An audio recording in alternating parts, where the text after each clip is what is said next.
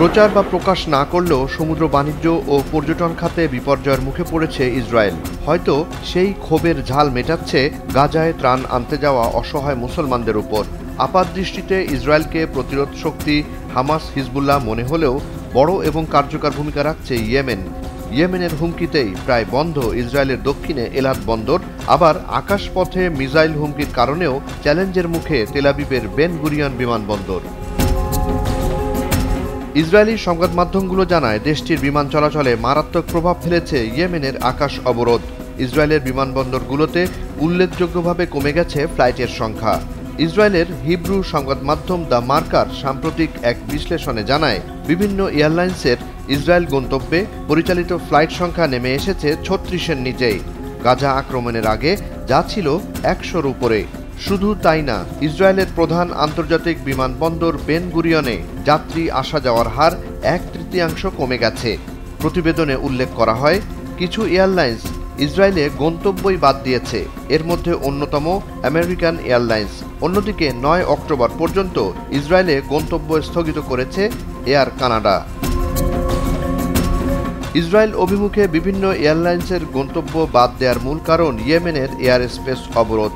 Yemen এটি করেছে গাজায় ইসরায়েলের হত্যাযজ্ঞ এবং অমানবিক হামলা অব্যাহতের কারণে।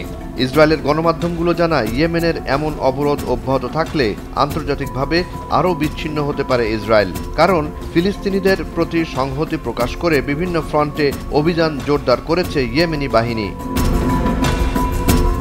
আগে ওই অঞ্চলে প্রায় ৮০% ফ্লাইট পরিচালনা হতো লোদ বা বেন গুরিয়ন বিমানবন্দর দিয়ে, কিন্তু এখন এটি ইয়েমেনের হুতি আনসারুল্লাহর লক্ষ্যবস্তুতে পরিণত হয়েছে। ফলে পঙ্গু হয়ে যাচ্ছে ইসরায়েলের পর্যটন খাত। শুধু পর্যটন নয়, আকাশপথে পণ্য পরিবহন এবং লজিস্টিক সরবরাহ ব্যাহত হচ্ছে চরমভাবে।